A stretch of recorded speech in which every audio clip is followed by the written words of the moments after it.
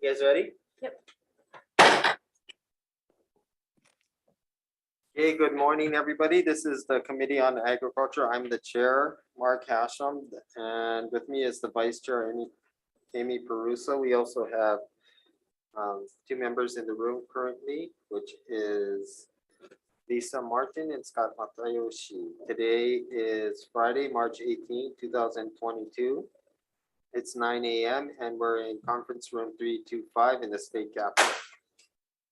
First on our agenda, we have Senate Bill 9246 relating to irrigation. First, we have Department of Agriculture in support. Aloha, good morning, Chair, members of the committee, Phyllis Shimabukuro Geyser, Chairperson, Hawaii Department of Ag. We stand on a written testimony in support of the measure. Thank you. Okay, thank you very much. Next, we have Budget and Finance and comments. None? Okay, next, we're going to in-person, Ulupono, in-person, Aika. Good morning, Chair Hashem, Vice Chair Peruso, members of the committee, Micah Munikata with the Ulupono Initiative. We'd like to stand on our testimony and support. Again, reiterating a lot of the things mentioned in the previous hearing earlier this week is just to maintain our water systems and find any opportunity to support water is going to be crucial for any kind of agricultural production if we're serious about that as a state. Thank you very much, Chair. Okay, thank you very much. Next, we have Farm Bureau in support. Good morning, Chair Hashem, Vice Chair Peruso, members of the committee, Brian Miyamoto, here on behalf of the Hawaii Farm Bureau. You have our testimony, and we'll stand on our written testimony in support. If I could quote the Ulupono testifier from earlier this week, no water, no ag. And this is a critical system for our small farmers on Kauai in Waimea. Roughly 50% of them are taro farmers. So we do ask for your support for this measure. Thank you for the opportunity to testify. Okay, next up we have on Zoom. Next we have on Zoom, Local Food Coalition, Kendall. Good morning, Chair Hashem, Vice Chair Peruso, and members of the committee. Kendall Matsuyoshi on behalf of the Local Food Coalition. We'll stand on our testimony in support of the measure, echoing the sentiments of the Ulupono Initiative and Hawaii Farm Bureau. Thank you. Okay, thank you very much. That is all the people that we have registered to testify. Is there anybody else wishing to testify? Anybody on Zoom? Nobody else on Zoom? Members, are there any questions? Seeing none, we are moving on. Next up, we have SB 2837 relating to the spay and neutering of animals. First up, we have Department of Agriculture. Chair, Vice Chair, and members of the committee, the department stands on its written testimony. We defer to Budget and Finance, and we have offered comments in our written testimony. Thank you. Okay, next we have Department Budget and Finance in opposition. Morning, Chair Hashem, Vice Chair Peruso. I'm Craig Hurai, Director of Finance of the State of Hawaii. Department of Budget and Finance opposes this bill basically because we don't believe we're the appropriate agency to administer it, and also we believe there may be simpler ways to do this. And I'm available to answer questions. Thank you. Okay, thank you. Next up, we have Stonewall Caucus of the Democratic Party in person. Nope. Are they on Zoom? Nope. Okay, moving next, we have Department of Tax on Zoom. Hey, good morning, Chair, Vice Chair, members. Josh Michaels on behalf of the Department of Tax. We'll stand on our written testimony offering comments. Happy to answer any questions. Thank you very much. Okay, thank you very much. Next, we have Tax Foundation of Hawaii on Zoom.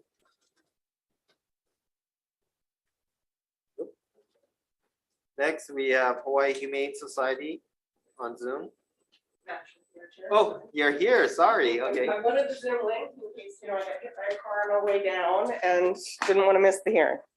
Stephanie Kendrick from the Hawaiian Humane Society. Thank you very much, Chair Hashem, Vice Chair Peruso, committee members for considering this measure. You have our testimony in strong support. Spay neuter of pet animals and free roaming cats is an enormous unmet need in Hawaii. And currently the state contributes no funding to that effort. So this measure would allow our compassionate residents to make that choice as they're doing their taxes and hopefully have an easy way to support those efforts. I will note that the bill initially provided funds for both spay neuter of the pets of low-income pet owners, rescue groups that are trying to spay neuter pets prior to adoption.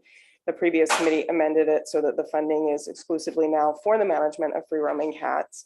There is enough need in that area that we could expend any monies collected for that purpose. But as an animal welfare agency, Hawaiian Humane would rather have more flexibility so that we can also support pet animal spay neuter needs. So if the committee would consider bringing back the original language in that area, we would be grateful. But again, the demand for free roaming cat spay neuter is enormous. So the money would be well spent either way. And we're happy to work with budget and finance if there are simpler ways to accomplish the goals. Yeah, I would defer to his expertise, but we urge you to pass this bill and to give us these resources to help our animals and our community. Thank you. Okay, thank you very much. Next, we have American Bird Conservancy, zooming in opposition. Hey, mahalo for the opportunity to provide testimony today in opposition to Senate Bill 2837 SD2. My name is Grant Sizemore, and I am speaking today on behalf of American Bird Conservancy, which is a nonprofit organization dedicated to the conservation of native birds and their habitats.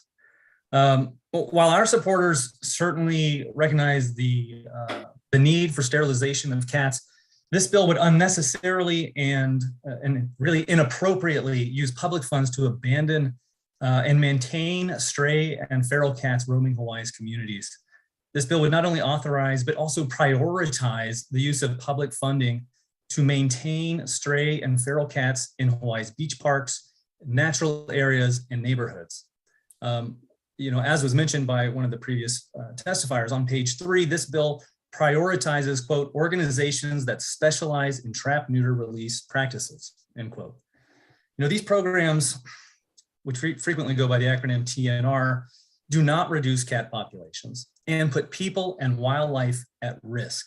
Regardless of whether these cats are sterilized, their continued roaming on the landscape, which is integral to the programs known as TNR, they result in continued attacks and killings of threatened and endangered birds, and the spread of infectious diseases and parasites, as well as public nuisances.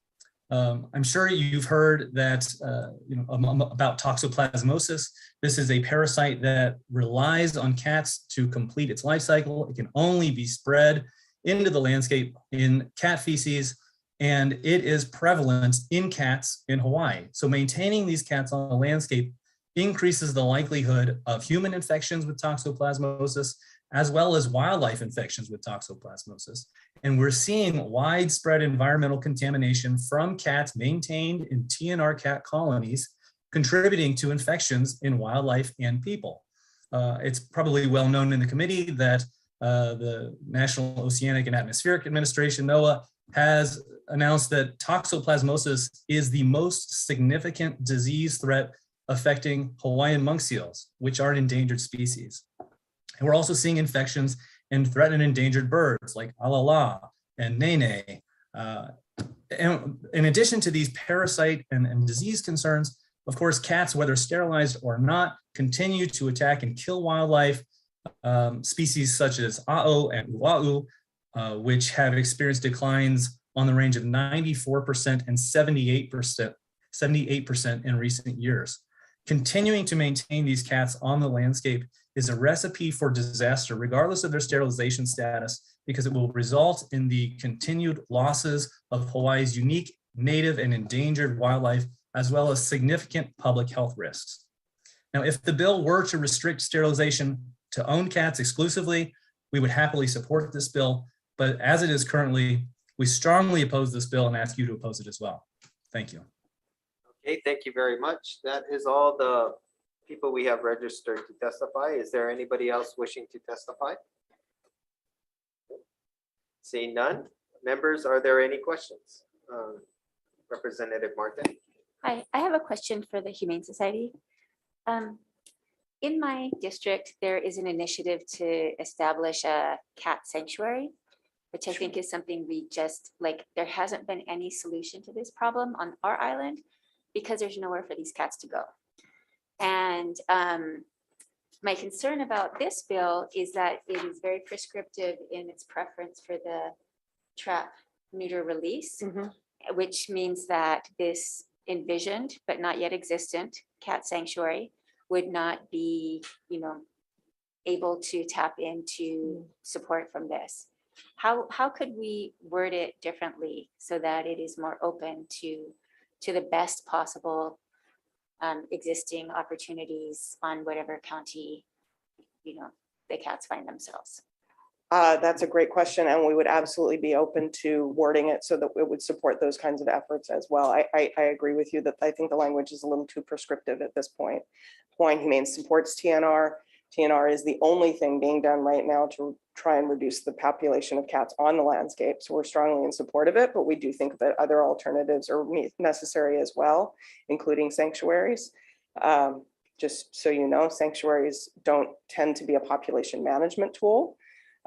Even the well-run ones fill up very quickly and stay full for their lifetime. So you need a combination of strategies, but sanctuaries have a role, and we would support this funding being available for their use as well. Okay, thank you very much. Anybody else? Representative Caruso? I have a question for Department of Agriculture. Good morning. Morning, Representative. Department of Agriculture. Okay, I thought I heard, maybe I heard wrong. So I heard Budget and Finance object to the citing of this program in their department, and I'm wondering if you would be amenable to housing this program under the Department of Agriculture. Right now, I don't think we have the capacity to do it. We're very, for lack of a better term, we're taxed with our capacity to do the livestock disease and also the animal quarantine. So where we can assist is like in our testimony, providing information and guidance on animal health and disease, and then also if there's any chemical control involved, we can work as a consultant in that capacity to the state or the county. Okay, so for me, it doesn't make any sense at all to cite it with BNF. It does make more sense under your department. So if you're saying that it shouldn't fall within your purview, where do you, and I think we can both agree that it doesn't make sense to house it under BNF. Where then should we place it? I believe that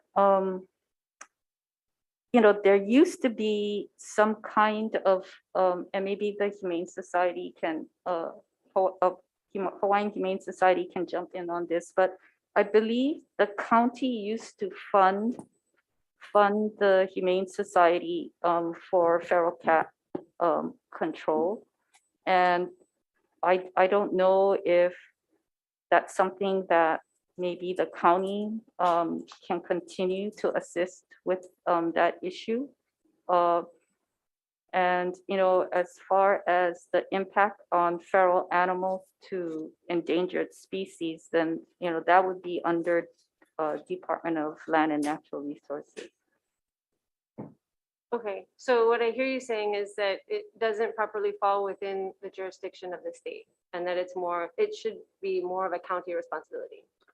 If I understand you correctly. I just make that comment, my personal comment, based on, there was precedents before where I believe that the county, the city and county of Honolulu did in their budget, provide funding to the Humane Society to deal with feral cats. Okay, okay, thank you, Chair. I can stand corrected by the representative No, from the that sounds Hawaiian right. Humane Society. Okay, thank you very much. Next up, Representative Matayoshi. Yes, sorry, is Department of Health here? No, I don't see that. Okay, does any department, well, I can save it for a comment later then. Thanks, Chair. Okay. Yeah, I got a question. Department of BNF.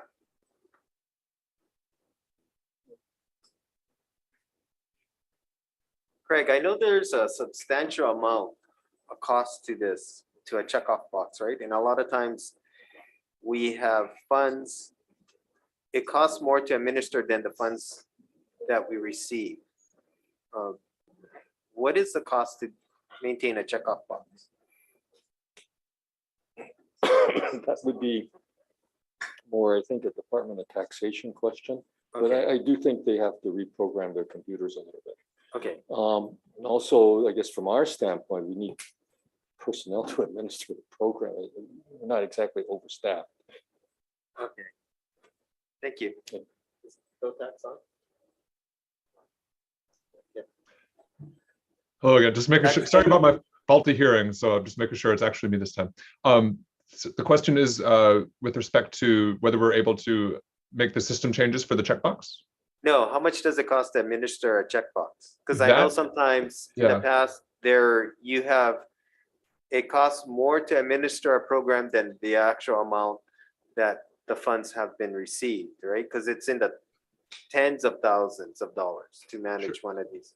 I don't have that information in front of me, but I'd be happy to look into it and get it to the chair's office. Okay, thank you very much. Yeah, my pleasure.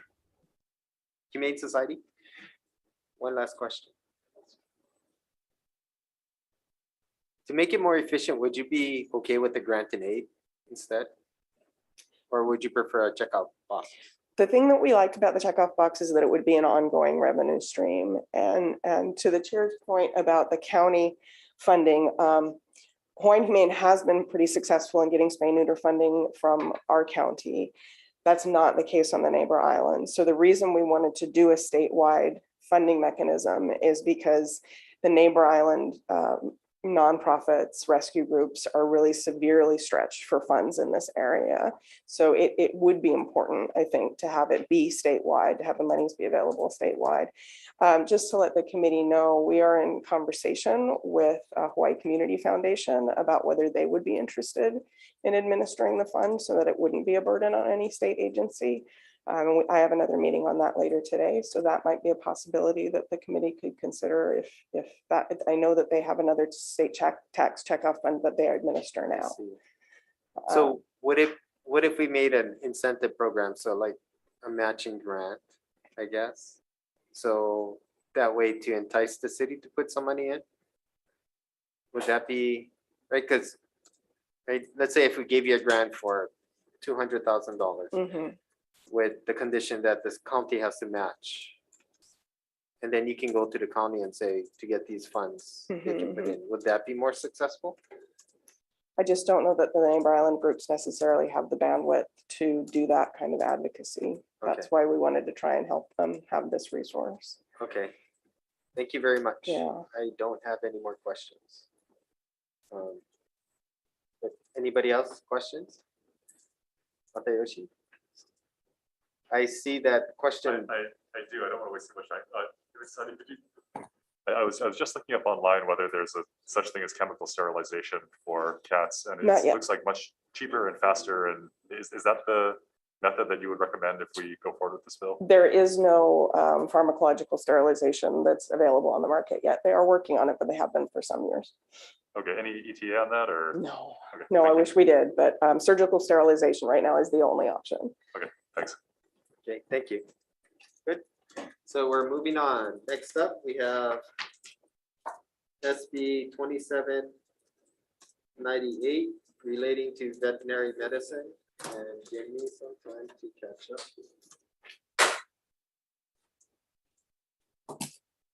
First, we have Department of Agriculture. in support? Thank you, Chair, Vice Chair, and members of the committee. Oh, yes, we stand on our written testimony in support, and we offered a comment. We're available to answer questions. Thank you. Okay, next, we have Hawaii Humane Society. In support? Hello, Chair, Vice Chair, Committee Member Stephanie Kendrick with the Hawaiian Humane Society. You have our testimony in strong support of this measure. It is desperately important to our community to get this passed. Not having a system for allowing out-of-state veterinarians licensed in good standing to come into Hawaii for the last year and a half has presented a significant hardship, both for animal welfare and for private veterinary clinics. So Hawaiian Humane worked together with the Veterinary Medical Board, VERC, and the HVMA to come up with this system, which is a system that the board is much more comfortable with than the prior system, though I'll let them obviously do their own testimony. But I think it was a great collaborative effort. I think we've come up with a good system. And the only amendment I would ask for is that we'd like to see the bulk of the provisions of this measure take effect immediately. I know that DCCA had some concerns about its computer system with a couple of the new permits that they'll be creating, but we're hoping that they can find a way to deal with that doesn't delay the implementation of the entire bill. And I am available for questions. Thank you. Okay, thank you very much. Is there anybody in person wanting to testify? See none. Hawaii Veterinary Medical Association on Zoom. Good morning, Chair Hashem, Vice Chair Peruso, and members of the committee. My name is Jill Yoshisato, and I am a local veterinarian and Executive Vice President of the Hawaii Veterinary Medical Association. The HVMA stands on its written testimony in strong support of this bill and its necessary strengthening of Hawaii's veterinary practice law and addressing the current shortage of local veterinarians to help us meet the high demand for routine and specialty veterinary care in Hawaii. The HVMA requests that SB 2798 SD1 effective date be amended to become effective immediately. We understand that the Department of Commerce and Consumer Affairs will need time to implement the temporary license permitting process, and we are open to language that would allow time for this implementation. However, it is critical that the remainder of the proposed bill become effective immediately, as these changes have immediate positive implications on the veterinary care available in the state, including providing regulatory definitions on veterinary telemedicine, which is currently being practiced in the state, allowing for assistance from out-of-state veterinarians during emergency response events, and allowing qualified graduates of international colleges of veterinary medicine to sit for the Hawaii state licensing exam. Hawaii's veterinary professionals are currently stretched thin and striving to meet the high demand for general and specialty veterinary care here in Hawaii. The changes proposed by SB 2798 SD1 will help us to avoid veterinarian burnout and further loss of veterinary service available to the animals of Hawaii. So thank you very much for your support of this bill. Okay, thank you very much. Next up, we have Hawaii Board of Veterinary Medicine with comments on Zoom. Thank you, Chair Hashim and members of the committee. My name is Carrie Shahan, and I'm the Executive Officer of the Hawaii Board of Veterinary Medicine. We stand on our written testimony and request consideration of the recommended amendments. And thank you for the opportunity to testify. Okay, thank you very much. That is all the people we have registered to testify. Is there anybody else wishing to testify? No, members, are there any questions? Seeing none, we are moving on.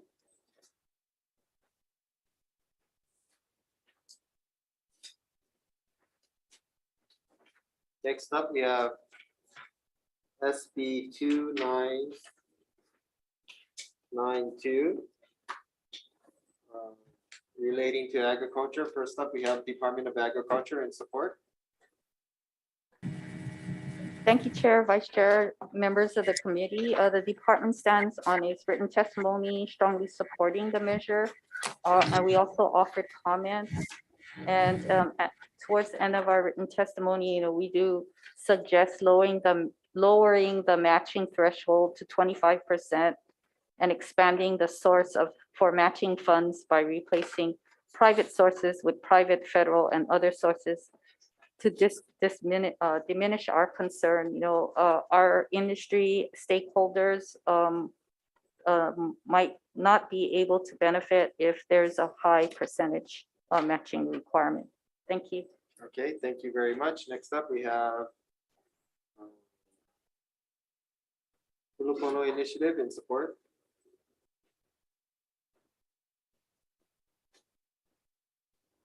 Good morning, Chair Hashem, Vice Chair Peruso, members of the committee, Michael Munikata on behalf of the Ulupono Initiative. We'll stand on our testimony in strong support of this measure. The impetus of this bill, is looking at trying to fill a gap that was created with some of the difficult budget decisions that were needed to be made last year to fill a lot of those gaps as a result of our economic downturn.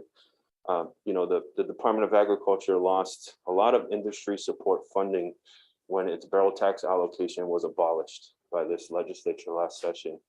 As a result, there's a lot of industry folk that could really benefit from revitalizing a program that looks to truly invest in the agricultural system. What this program looks to do is to help those farmers and those ranchers that are looking to develop the industry and really look into increasing its role in the economic livelihood of our state.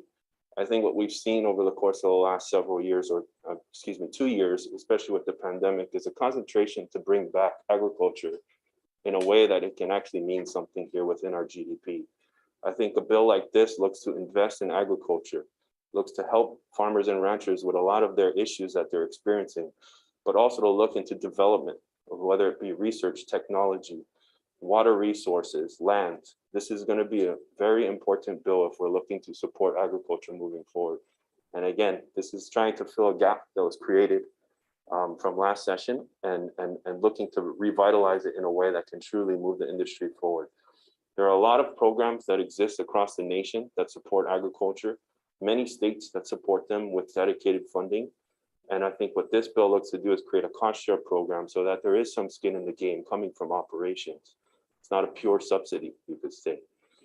And again, there's multiple states that have this type of thing that exists on their books. I pulled up the research. There's what we could find was about 11 states within the nation that have something like this. Again, there's a lot that's offered at the federal level, but not all of our producers here within the state can competitively meet some of the eligibility requirements attached to some of these federal programs.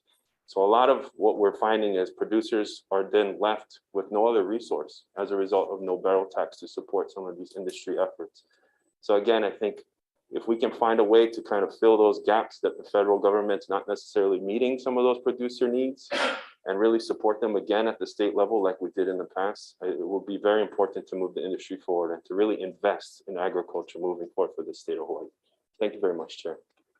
Okay, thank you very much. Next up, we have Hawaii Farm Bureau in support.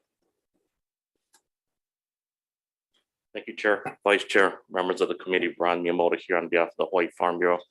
I think Ulupono took my testimony again, second time. You have our written testimony in front of you. Thank you, Chair, for hearing this measure. This is what we've been asking for from the legislature. We know the legislature supports agriculture, but we've been asking for more investment, and we believe that's what this is. We appreciate the wide range of production areas that this would cover, this investment program would cover, to help grow the industry and build capacity with our farmers. We do have one request, similar to the Department of Agriculture. We believe that the 50% match may preclude some of our smaller farmers from being able to participate. I understand the department asked for 25%. We actually did ask it as a true grant, similar to what the barrel tax was. I don't believe there was much matching required from barrel tax funding, again, to support the smaller farmers. Some of the larger or medium farmers may have the wherewithal, be it through additional funding or other grants to match. But we are requesting that there be no match and that it would be a straight grant to help build capacity in the agriculture industry. Thank you for this opportunity to testify. Okay, thank you very much. That's all the in-person people we have registered. Is there anybody else wishing to testify in person? Seeing none, we are moving to Zoom. Next, we have Hawaii Attorney General. Attorney General, go ahead. Good morning, Chair, Vice Chair. This is Jody Yee with the Attorney General's Office. We offered comments about this bill, just indicating that if this is going to be giving out of public funds, if standards could be inserted, and we have some sample standards in our testimony open for questions if anyone has any. Thank you. Okay, thank you very much. I believe that, oh wait. Hawaii Food Industry Association, Lauren Zergel, is she on? Nope. She's not on. Okay, that's all the people that we have registered to testify. Is there anybody wishing to testify? Nope. Seeing none. Members, are there any questions? What? Anybody else? Nope. Representative Peruso. You have a question? Yes, I have a question for the department. So I noted your concern about the matching funds with which the Farm Bureau also spoke to, and they talked about a true grant. But I was thinking it might be more appropriate to have a needs-based grant so that the level of matching could be based on the need, because we will have some applicants who are able to provide matching funds. So is that something that you can incorporate within this kind of program of varying needs-based? Yeah, sliding scale. Yeah, I think we can. And how we also manage federal programs, sometimes the federal opportunity does allow for an in-kind match and not necessarily a cash match. So we truly appreciate this measure, as stated by Hawaii Farm Bureau and Ulupono. We feel that something like this will help us really fill in the gaps and assist the industry, not only in production, but also in expansion and also with research. Yeah. And also, I would also add that it is entirely appropriate for your department to seek much more funding, because the funding for agriculture is so abysmally low in the state. And I feel like, there is energy within the legislature to provide more funding, but we need to hear kind of the basis for those funds. So if you could think about how we can more effectively invest in agriculture, and this is a good start, but to think big. We have a lot of work to do. Thank you for that suggestion. And because of all of the USDA grant opportunities that have been coming down, we've actually done a multi-approach to it, where we feel that it would be a bigger benefit for the individual commodity associations or operators to go directly. Then the department has been working closely with the Hawaii Office of USDA Rural Development and Hawaii Farm Service Agency to bring the information from the state office of USDA to the stakeholders or the point of contact for commodities. We last week submitted our application for the Farm and Food Worker Relief Grant. And so those are 2 grants at $5 million each. So we're hoping to see if the Department of Agriculture, in conjunction with service providers that we identified, will be approved for a total of $10 million. So that would also, I think, be a big help to not only the ag industry and the ranching industry and the meat packer industry, but also the food, the grocery line. And we continue to work with the Department of Education for the USDA local food procurement. So we're doing that. And, currently, like I said, we're even looking at innovation grants at the federal level and see how we can direct that information and technical assistance between Hawaii's Office of the Federal Programs with parties of interest, and that also includes the community colleges. So that's what we're working on now. Great. Thank you. I appreciate Okay. that update. Thank you. Thank you, Chair. Okay, thank you very much. Members, any other questions? Seeing none, we are moving on. Next up, we have SB 2989 relating to agriculture. First up, we have Department of Ag with comment. Thank you, Chair, Vice Chair, and members of the committee. Yes, we stand on a written testimony offering comments, and we just like to highlight that, we believe that there's another measure, SB 3325 SD1, which is a more comprehensive vehicle to establish and implement a healthy soils program and the building of soil carbon stocks. So thank you for your consideration. Okay, thank you very much. Next up, we have Farm Bureau in support. Thank you, Chair Brian Miyamoto, on behalf of the Hawaii Farm Bureau. We'll stand on a written testimony in support. Okay, next we have Hawaii Farmers Union United in Zoom. Hunter, are you on? Yeah. Well, Chair, Vice Chair, members of the committee, Hunter Hevelin on behalf of the Hawaii Farmers Union United. We stand in strong support of this measure, and we'll hopefully see it move forward housed within the Department of Agriculture. And ideally, this vessel will be one that can house a number of incentive programs, specifically focused on supporting agricultural operations, as well as family farms and small producers across the state. Okay, that is all the people that we have registered to testify. Nobody else, right? Yep.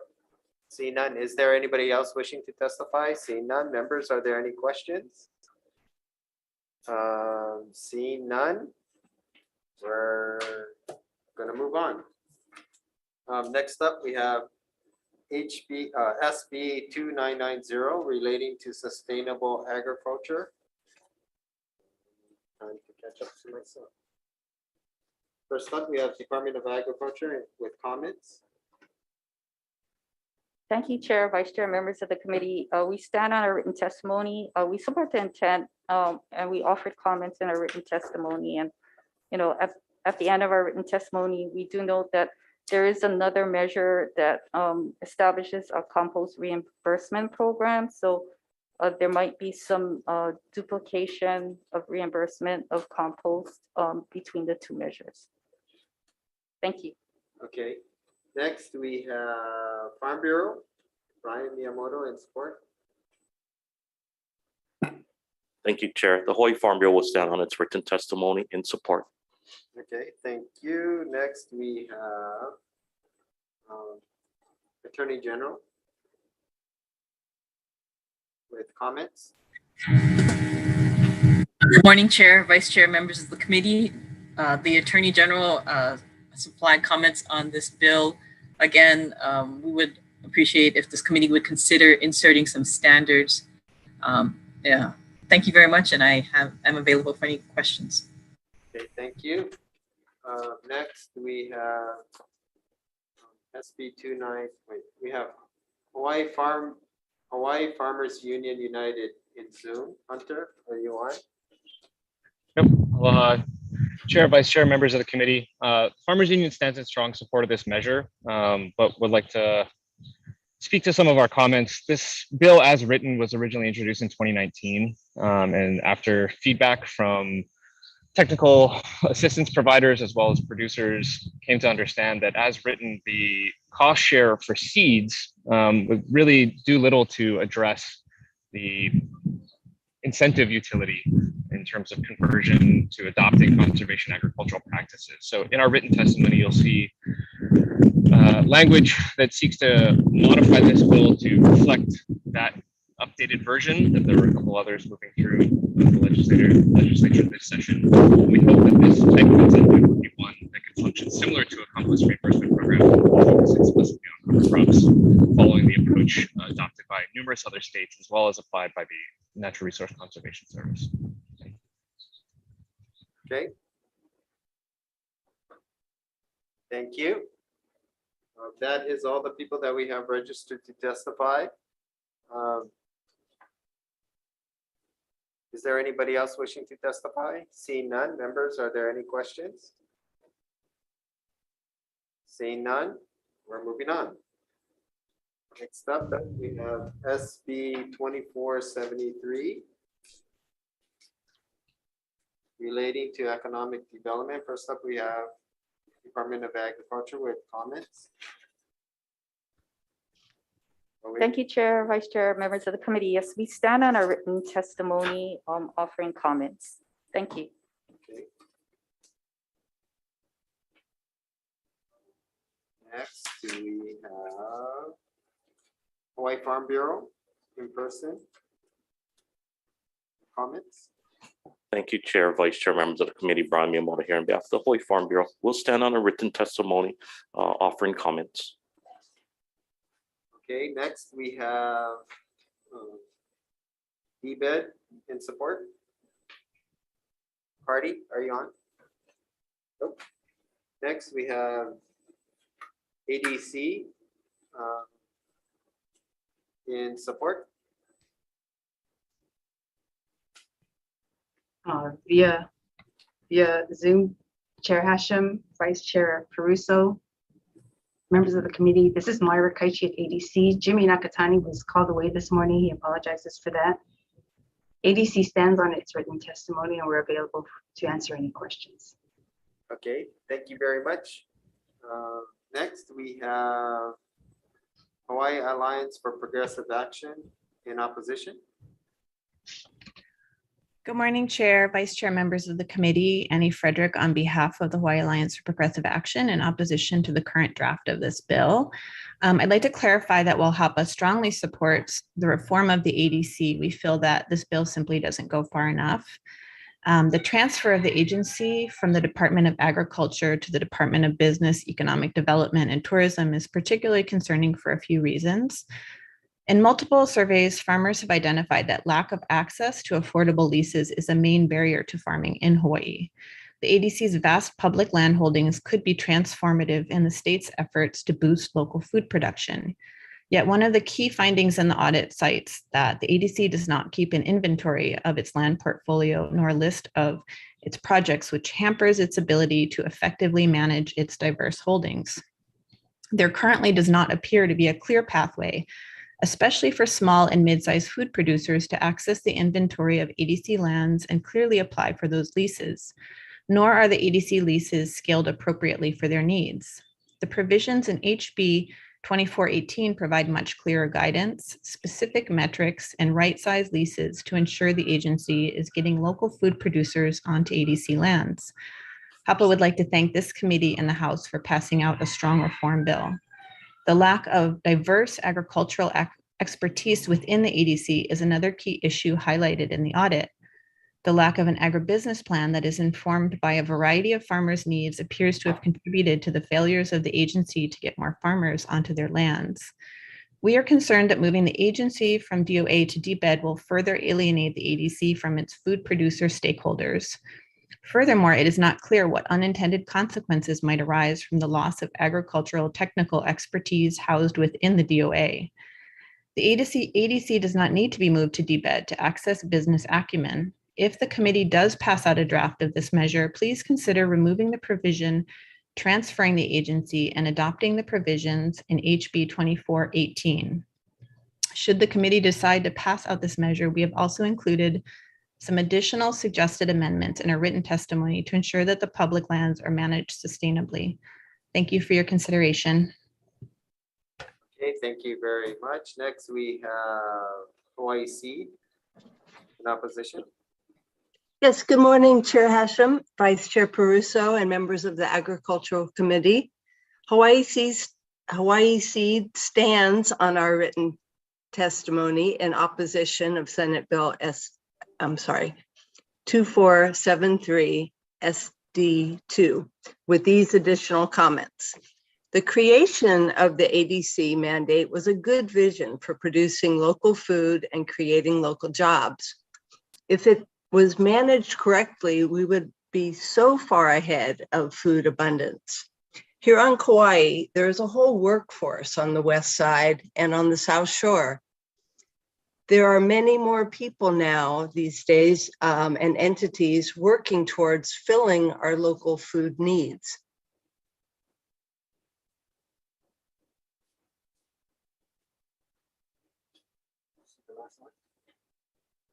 Okay, I think we lost connection. We will continue on. Members, is there anybody else wishing to testify? Seeing none. Members, are there any questions? Okay, Representative Peruso. I have a question for the department.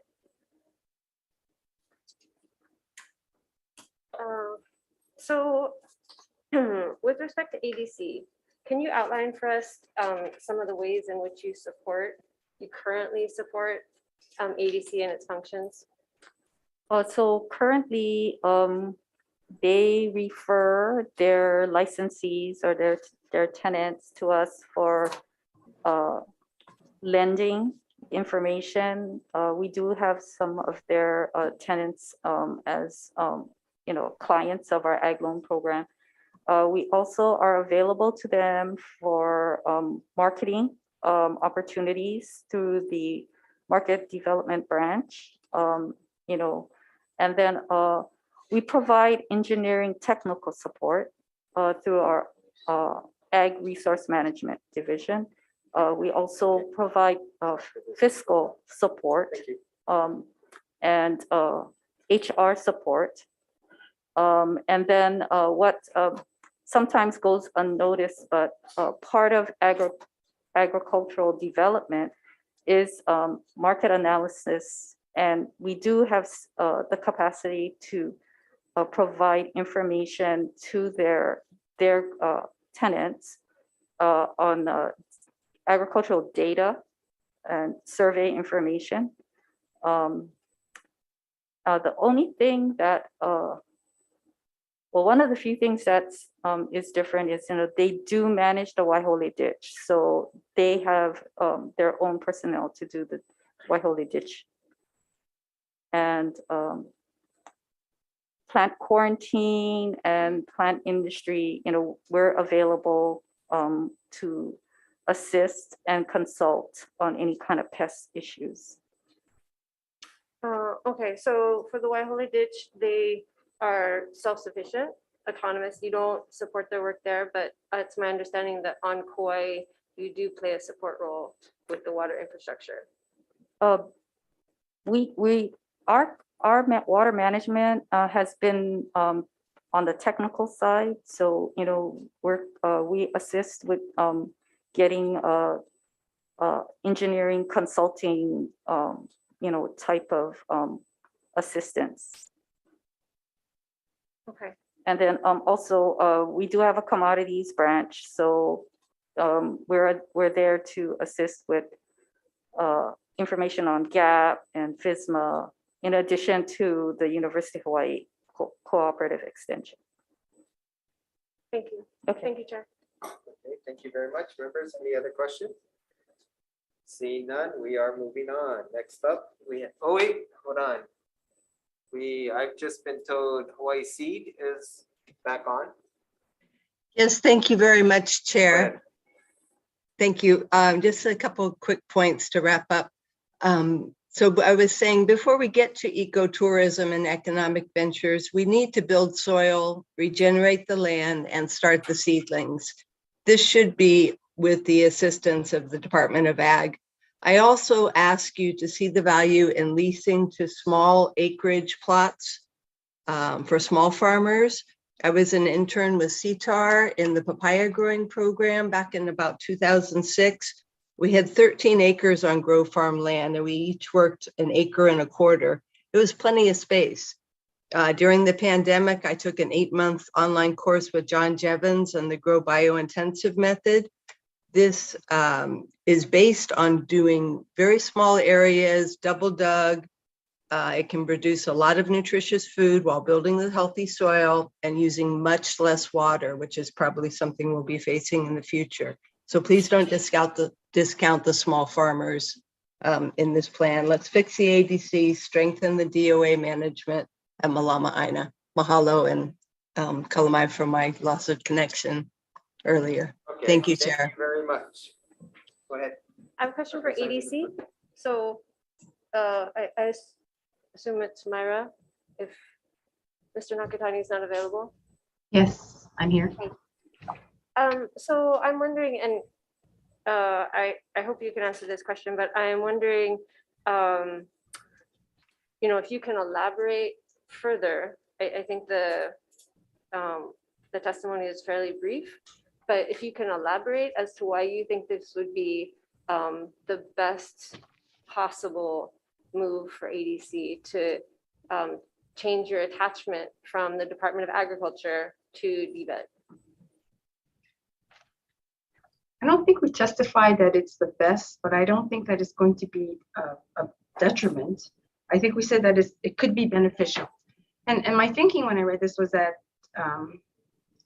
ADC went through quite a bit the last 3 years, and a lot of our weaknesses were uncovered. And we got a lot of assistance from both the legislature and from the auditor's office and from our board, the public, about, we had so many ideas of ways we can improve our operations. There was some confusion over our focus, and I think bills like 2473 help us hone in on what we should be focusing on, what our priorities should be. I think in the next few years that will become more and more clear as we get a better idea. The move to DBET then, in my mind, as I read this, is kind of like the definition of insanity. We can try our best. You all helped us, and we appreciate that. And so do we now say, okay, but no changes, just stay where you are and do better? Do we do the same thing and expect a different result? Or should we really try something different? I think that's the gamble that we're faced with today. Do we want to take the risk and move ADC into a more of a business department? It doesn't mean we'll lose touch with the Department of Agriculture. Just help us pay our phone bills so we can continue to call them, call the engineers, call the loan office, call the marketing people. But DBET has more attached agencies, and does that provide some greater flexibility, greater opportunities for ADC? We don't know because we've never been there. We know what it's going to be like. We know what it's been like at DOA. We've done our best. Both ADC and DOA tried our best to do what we could for agribusiness, and it was, yeah. Well, you read the audit. My gut reaction as I read through all these bills is maybe we could try something different if we're willing to take the chance. And maybe in 5 years we'll find out, you know what, we got the same results anyway. Something's just not working. We have to revisit the whole thing. But unless we try it, we're just never going to know. I think in short, so I'm saying I'm not sure, but maybe it's worth, or maybe it's worth the risk. Let's try it and see what happens. Thank you, Chair. Okay, thank you. Okay, I got a question. Myra, since you're on, there's a lot of testimony about ADC doing small farms. Are you guys geared up for doing small farms? Well, that's what we discussed in the investigative hearings. And it's not clear to us, it's not clear to me anyway, if we're being told yet in these, we'll see what happens at the end of the session, if we're being told to focus on small farms or to focus on big commercial producers. And that's the type of, I say give us and the legislature maybe 3 to 5 years to really figure out what you want us to do. But if history is any indication, asking ADC, the 6 of us, to do both is almost impossible. We can't do, again, okay, well, yeah. So kind of my question is, like, we have Go Farms and we have DOA that does, what is that? You guys do the ag parks, right? Would it be better to keep small farms focused towards other programs that we have, or should we stick it under your 6 employees to do? We always thought that our, we always thought that our mandate was to focus on the big commercial producers. And initially, at least when I came in 2016, what we were trying to do was encourage the small farmers to at least aggregate so that they could compete with the bigger farmers. And now we could throw more time and effort behind a larger group who is going to produce a greater amount of product. But the aggregation incentives just didn't come, and we were unable to encourage them to do that. So now we're tasked, we're at the crossroads. Do we spend 95% of our, 90% of our time on 200 small farmers who are going to produce this much, or leaving 5% of our time on the larger farms who are going to produce maybe 10 times that amount, or you know, that's really where we are. And what we're looking for is direction, and we would love to continue to do the commercial farmers, but I understand the concerns and the frustrations of the farmers. If not ADC, then who? Who's going to help the small farmers? I get that. Okay, thank you very much. You got a follow-up question? Go ahead. So I just as a follow-up question, I'm curious as to how you think being connected or attached to DBET is going to improve land management, because I think that one of the things that we identified in the investigatory committee process was that there are thousands of acres on Kauai that are tillable but are not being used for agriculture.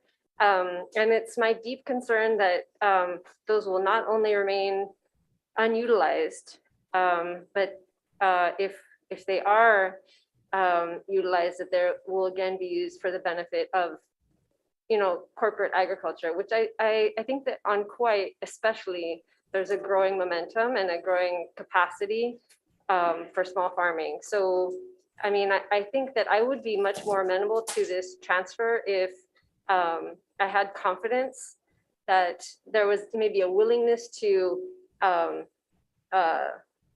maybe transfer those lands to the Department of Ag so they could use them for ag parks, or to DHHL so they could be used for ag lots.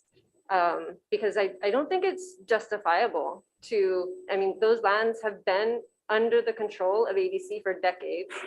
And I just find it hard to fathom why we would reattach you to an agency that has even less experience, has no experience with land management. So that's really, I think that my question is like, what is your intention with those lands? And can you speak to this issue of, I think as the chair was talking about, you know, there is a demand for something approximating ag park use.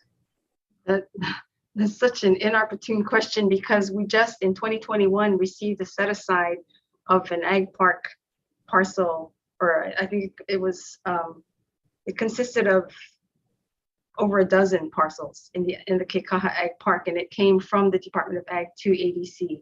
It's primarily leased to Kauai shrimp, so it's primarily shrimp, but we went in the opposite direction.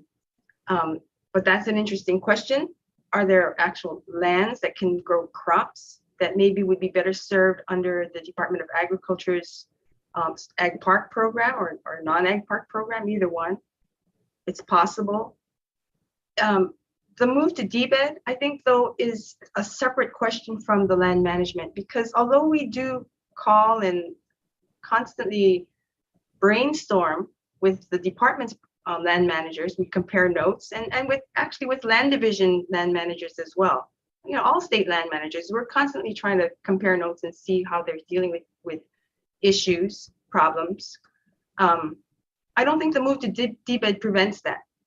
Other than brainstorming and conferring, we don't cross over. Our programs are different, our funding is different, our personnel is different, our equipment are different, everything's different. So it's more of they're a resource because they have the knowledge of what they do. And we try to tap into these resources. They happen to be at Department of Ag, but they also happen to be in other departments as well who own land. Thank you, Chair. Okay, thank you very much. Okay, we are moving on. Next up, we have 341, SB 341 relating to taro. First up, we have Department of Agriculture with comments. Mahalo, Chair, Vice Chair, members of the committee. We stand on a written testimony supporting the intent, and we defer to the Department of Taxation. Next up, we have Hawaii Farm Bureau in support. Thank you, Chair. Members of the committee, Brian Miyamoto here on behalf of the Hawaii Farm Bureau. We have a written testimony in support and will stand on the testimony.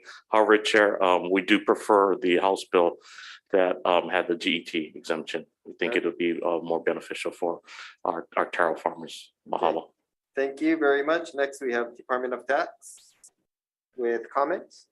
Thank you again, Chair, Vice Chair, members. You have our testimony. We would just like to reiterate, we do have multiple concerns with the measure as proposed, chiefly among them, because we have a net income tax, having a net income tax exclusion. We're not subject matter experts on farming, but we do understand it is a very tough business. New farmers, struggling farmers, small farmers, because they likely will have little or no taxable income. This measure does not appear to be able to help them. Anybody who is helped by this measure probably is in a position where they don't need help.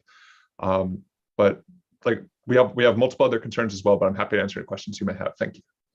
Okay, thank you very much. That is all the people that we have registered to testify. Is there anybody else wishing to testify? Seeing none. Members, are there any questions? Nope, seeing none, we are moving on. Next up, we have SB 2986. First, we have Department of Agriculture and comments. Mahalo, Chair, Vice Chair, members of the committee. The department will stand on its written testimony offering comments. Thank you. Okay, next we have Hawaii Farm Bureau in support. Thank you, Chair, Vice Chair, members of the committee. The Hawaii Farm Bureau will stand on its written testimony in support.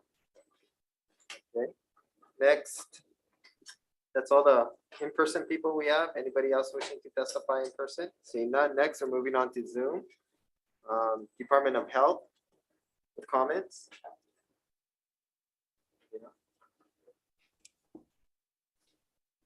Hello, Chair, Vice Chair, and committee members. My name is Greg Edwards with Department of Health, Food and Drug Branch. The department stands on our written testimony offering comments.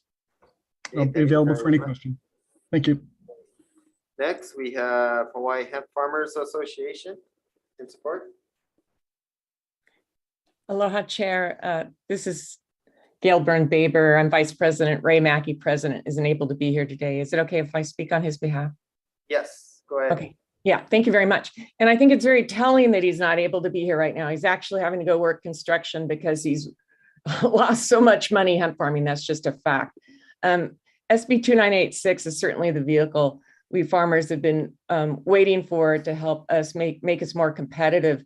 As I think some of you know, the Hawaii hemp and CBD market is estimated to be about 32 million, somewhere, some say up to 50 million. And the farmers who worked for decades to bring a hemp industry to Hawaii have been basically locked out due to regulations. I want to emphasize that there are two things that always keep consumers safe with regard to hemp products in this state. We test our crops and we test the products before they go on the shelf. Those are the most important things. Hawaii farmers are compliant all the way. The people who manufacture CBD products in here are compliant all the way. If we focus on those two things, a lot of these regulations can fall away. Really, there's no study, no analysis that shows that what we've been doing on our farms has been a problem the last 3 years. And I'm talking about processing hemp. There's a real strong need to keep in SB 2986 the exemption for on-farm small batch processing. And I guarantee if that's not kept in this bill, you're going to lose the vast majority of farmers that are still in there. There's over 100 hemp licenses issued in the state and less than 24 actively farming right now. And a lot of it has to do with the burdensome regulation. We're the only state that's double regulated by both the state and the USDA. We were moved under USDA 2 years ago.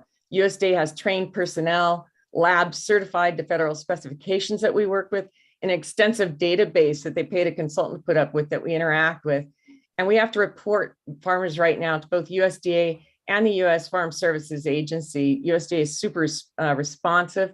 If the state law enforcement ever has a question about a licensee or growing, first of all, call the licensee. We're happy to ask questions, but I'm sure USDA can confirm any of that information real quickly with regard to concerns with movement of hemp or biomass in the state. I'd like to say that the states that have highly functional hemp programs and have done very well economically are the ones that that led. We actually started out leading. We were, I think, about the 6th state to pass hemp legislation, but these states were established rules to support agriculture, not rules to avoid at all costs the unlikely intervention or penalties from the federal government. Hawaii went the other way. We were so conservative in our rules, we hamstrung farmers in the industry, putting a number of us out of business. So I think some of the comments that are offered by our state agencies, are follow that suit. They're concerned about some of the existing federal statutes, but in certain issues, the states have to leave, and history proves us right. I mean, civil rights being one of them. So some of the concerns are certainly going to drop away. I'd just like to summarize by saying again that we test our crops, they're compliant.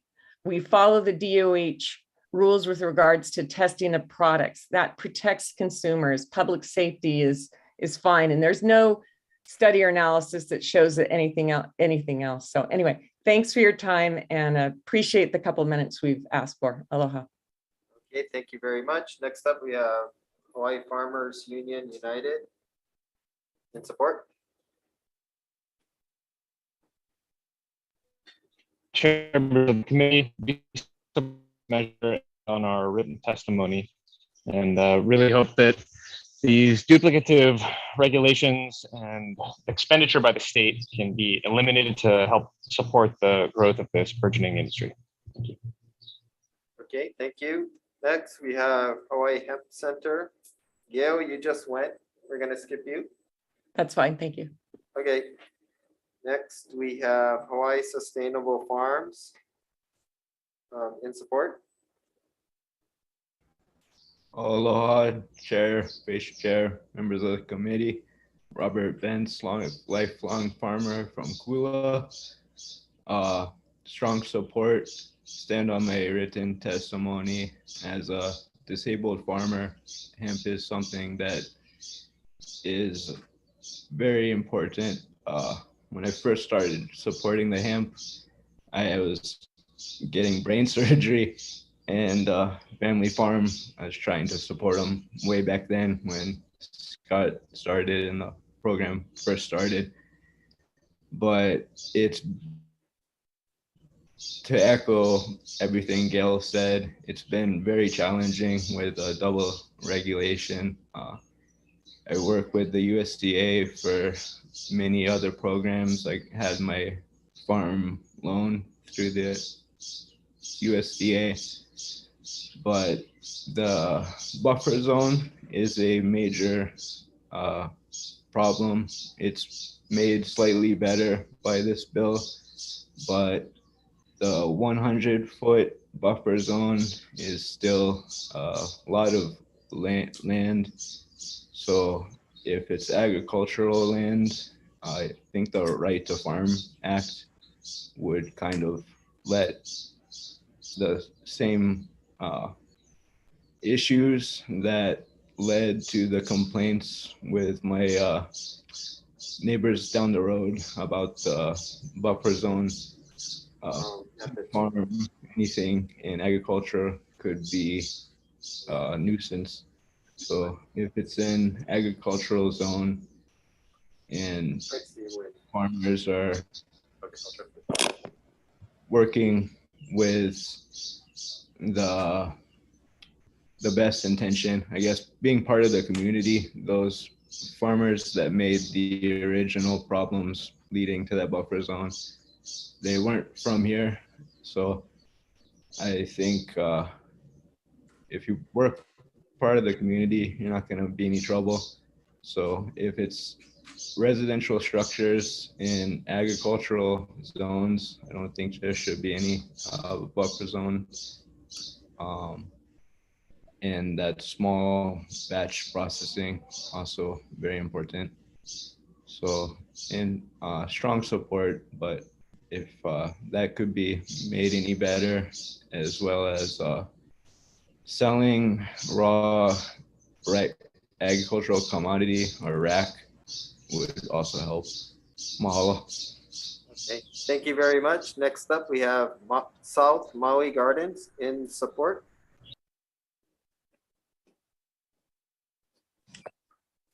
Yes, Thank you, Chair, Vice Chair, committee members. My name is James Tallman. I'm a representative with South Maui Gardens. And we are in strong support of this bill. It is a long time coming. We echo everything that the previous testifier said, along with what all of everything that Gail has said. Our experience in the hemp industry has been extremely hard, very regulated, more so than any other hemp program in the country. It's been uphill, and when we first got into this, we were excited for the opportunity to be part of the new industry in Hawaii, and our enthusiasm as times went on has diminished greatly. We're reducing our staff. We currently employ 24 people in our hemp division for our company. And we are going to scale down to 10 to 12 people because it's financially, we have not had a profitable month since we started. We're in a unique position because we have multiple departments that are profitable in the nursery division, in nursery agricultural space that are basically funding the hemp division. If we were an individual company just growing hemp, we would have went out of business a long time ago. Reducing duplicate measures would greatly help us.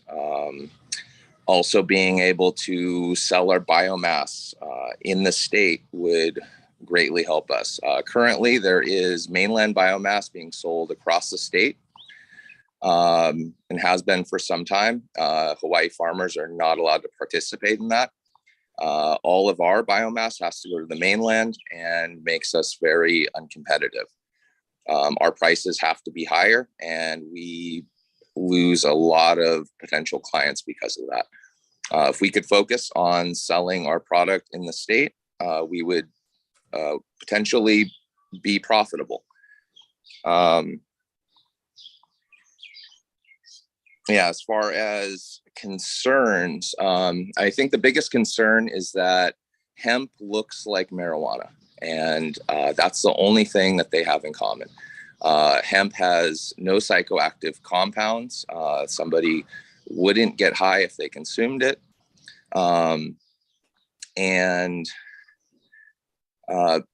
Basically, it's a lookalike in a lot of ways. So what's happening currently is biomass is coming into the state from the mainland. It's not being regulated. So a lot of that does not come with paperwork, like Gail had spoke of. We have to have lab testing done. So a state sanctioned lab, one of two, comes out to our farm, randomly samples and tests our plants with every crop, make sure that it is compliant and it is indeed hemp. And that paperwork basically is what we use to ship our hemp, along with letters to law enforcement and letters to postmaster. So if we were able to sell our products in Hawaii, all of this paperwork would go along with all biomass sold in the state. So it would be able to be its origins to be traced versus the mainland hemp that its origins are usually not traced. It would basically make it easier for regulators and law enforcement to know where hemp was coming from in the state versus out of state. I'm happy to answer any questions, and that's all I got. Thank you. Okay, thank you very much. That is all the people that we have registered to testify. Are there any others wishing to testify? Seeing none, members, are there any questions? Seeing none, we are moving on. Next up, we have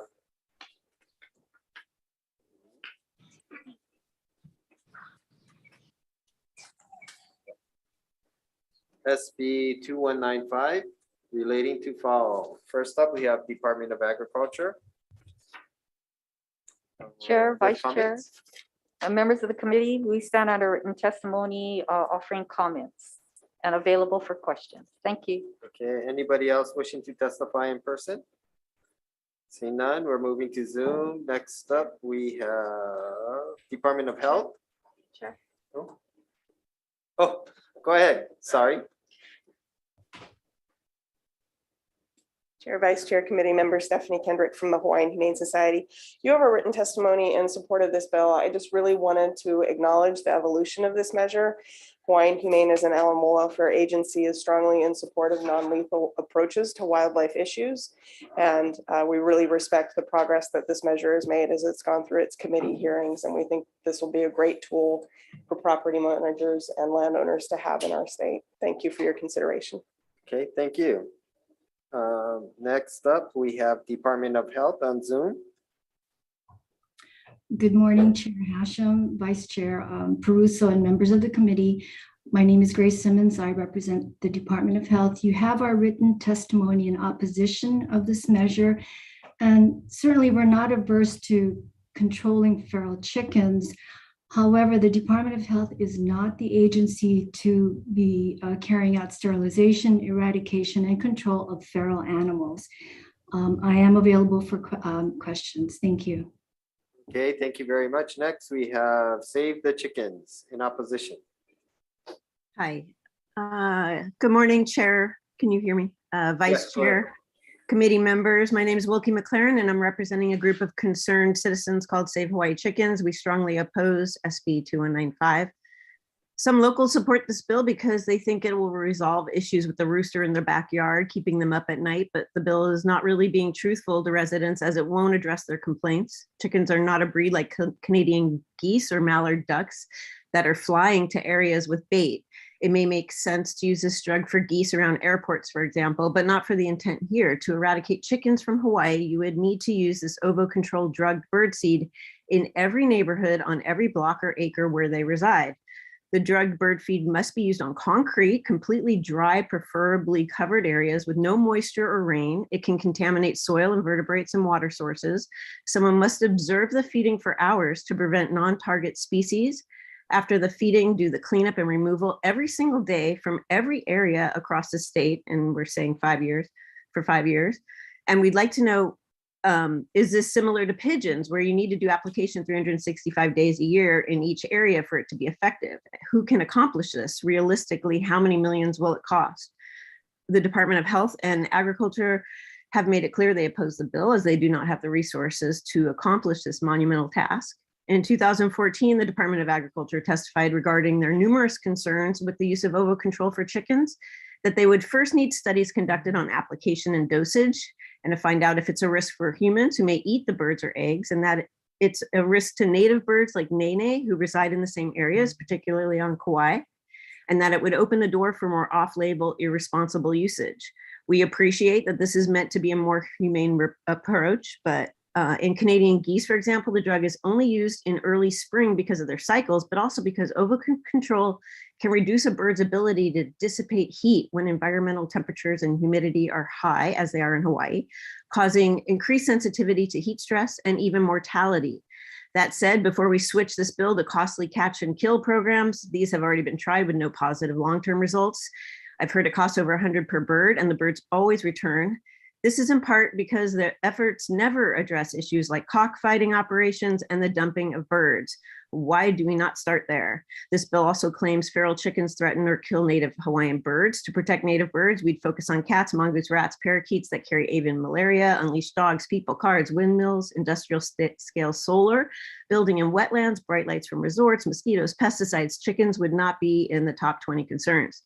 Red jungle fowl has DNA from chickens brought by the Polynesians and is especially strong in feral chickens on Kauai.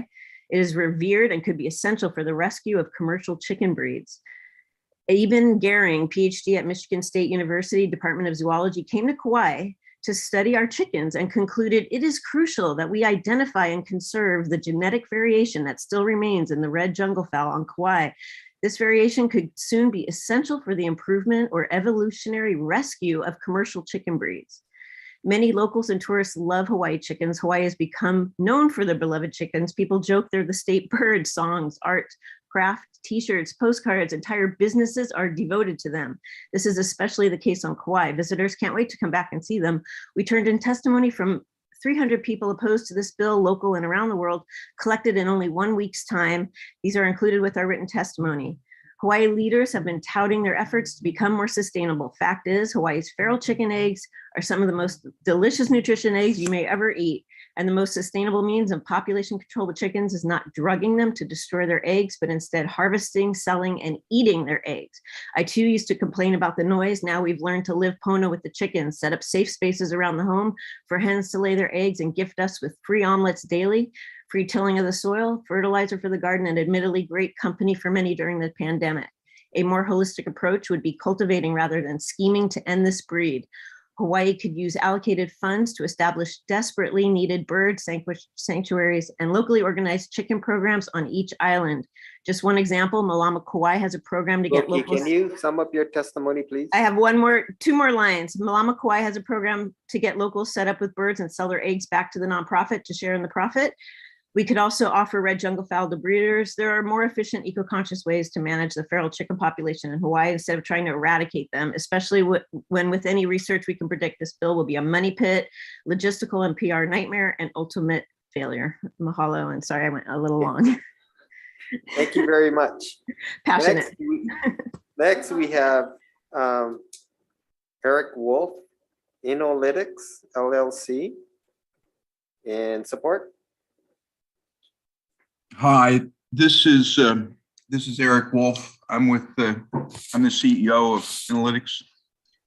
We're the manufacturer of Ovo Control, the product that's being proposed for chicken, and it is not intended for eradication. It's simply a management tool to control the number of birds in a flock.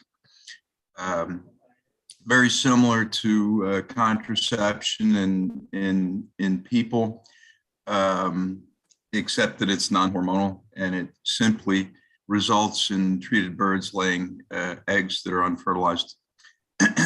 But I will remain on the meeting in the event there are any questions or concerns of a technical nature for Ovo Control. We also provided written testimony, and I'll stand by what we've written there in the document. Thank you. Okay, thank you very much. That's all the people we have registered to testify. Is there anybody else wishing to testify? We have probably 50 plus people in support or opposition, either way. Nobody else wishing to testify? Members, are there any questions? See none. We are going to recess for decision making. We are at the end of the agenda. Yes, that's correct. Recess.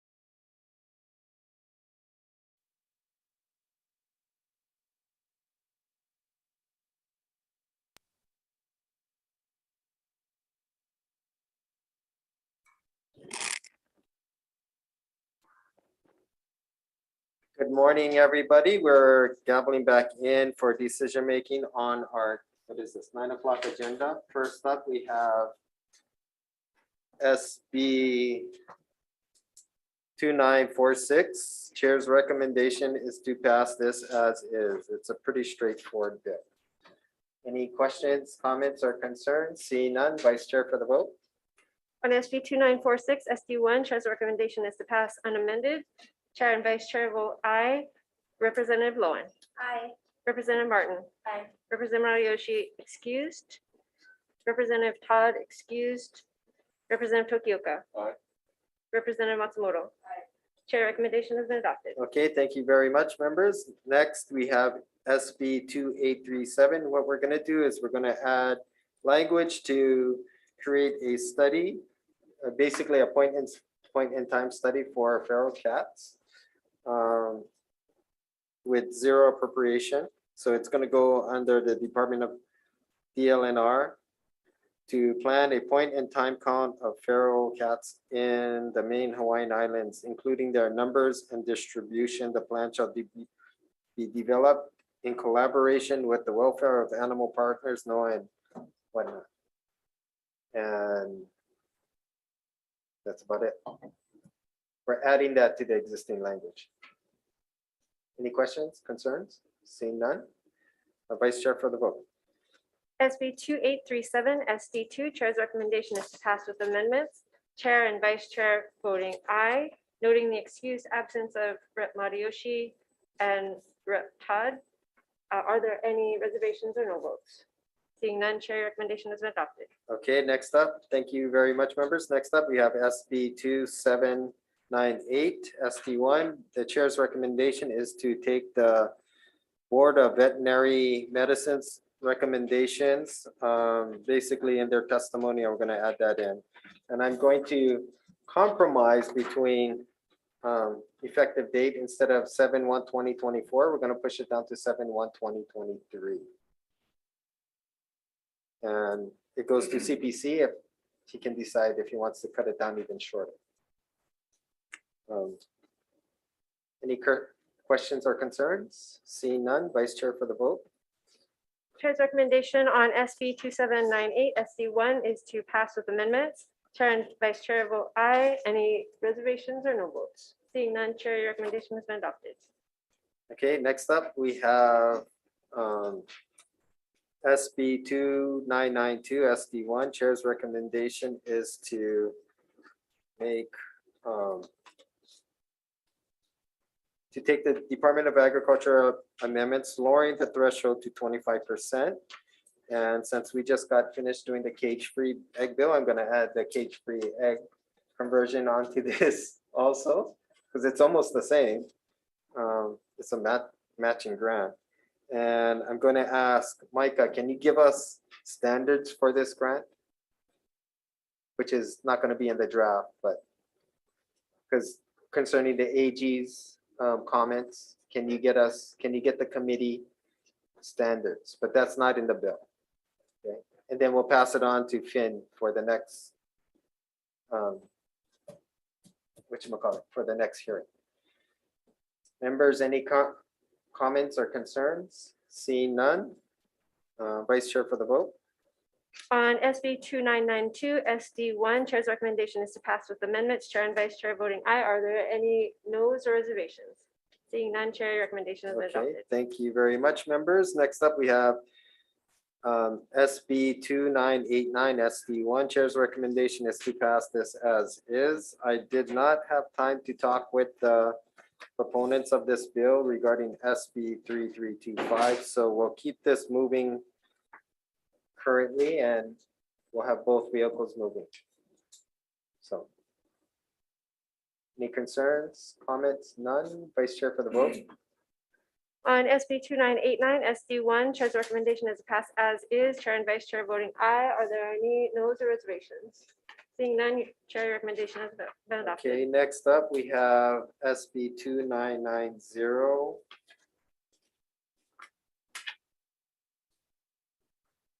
Chair's recommendation is to pass this one in HD1, just doing tech amendments.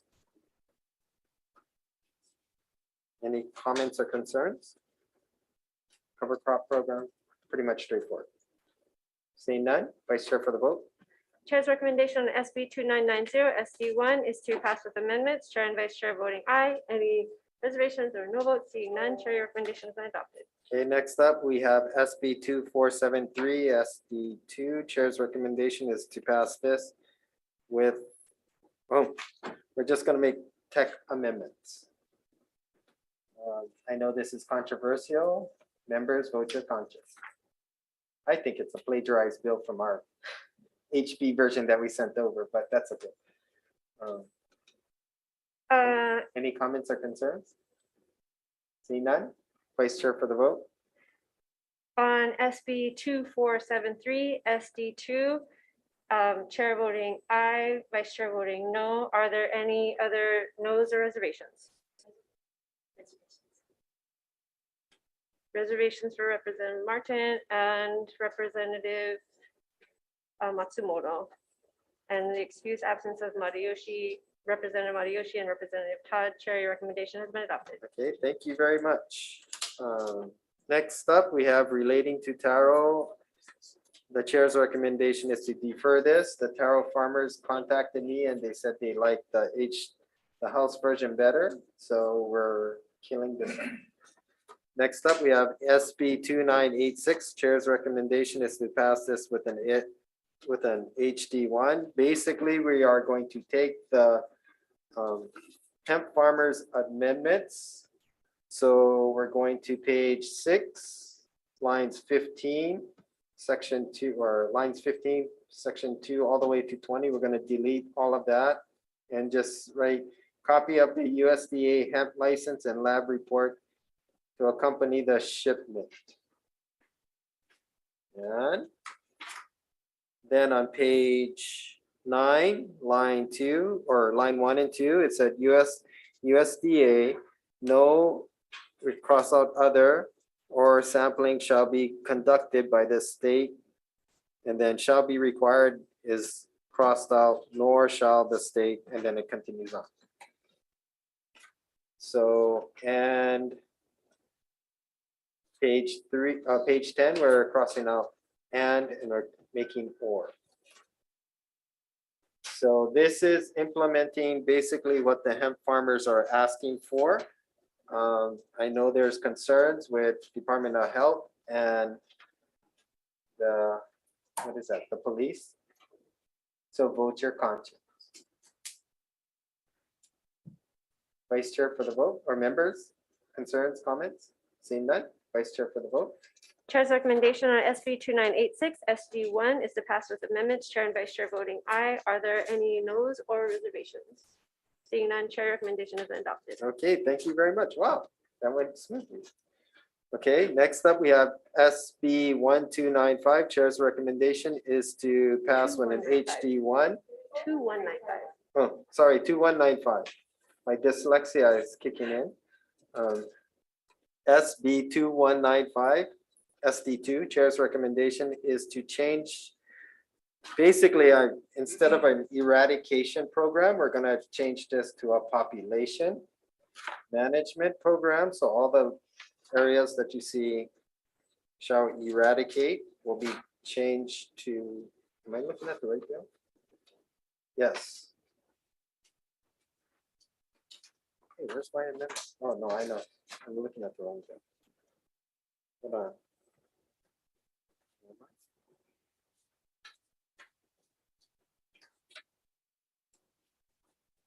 Okay, sorry. So basically, for this bill 2195, like on page 1, line 16, where it says, lines 15, it says, purpose of this act is to establish a 5-year feral chicken eradication pilot program. We're going to change that to a population management pilot program to manage the feral chickens in the state. And what we're going to do is on page 2, it says there is established within the Department of Agriculture instead of Department of Health. We're going to take them out.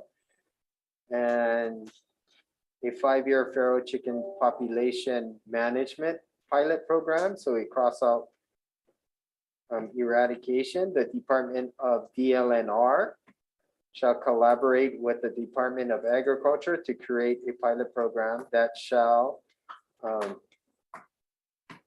and basically all the places where you have where eradication will change it with management of the population or population management. Yeah, chicken population management program. Any questions or concerns? Seeing none, Vice Chair for the vote. On SB. Oh, wait, sorry, one more. And we're gonna take out on page 2, line 9, where it says B, the over control, we're gonna take that stipulation out, and we're not gonna specify what to use. So it's up to the Department of Agriculture on what they want to use as a population management. The type of, what they need to use. We're not gonna stipulate that. So from line 9 to line 12 is gonna be deleted. Okay, Vice Chair for the vote. Okay, Chair's recommendation on SB 2195 SD2 is to pass with amendments. Chair and Vice Chair voting aye. Noting the excused absences of Representative Matayoshi and Representative Todd. Are there any noes or reservations? Representative Matsumoto, reservations? Any other noes or reservations? Seeing none, Chair, your recommendation has been adopted. Okay, thank you very much. And last up, we have SB 339. The chair's recommendation is to remove all the changes in this bill, and all we're going to do is extend the date from December 31st, 2021 to, I'm looking at page 4, line 14. The end date is December 31st, 2021. That is extended to 2030. The rest of the IAL statute remains the same. Members, any questions or concerns? Seeing none, Vice Chair for the vote. Chair's recommendation on SB 339 SD2 is to pass with amendments. Chair and Vice Chair voting aye. Are there any noes or reservations? Seeing none,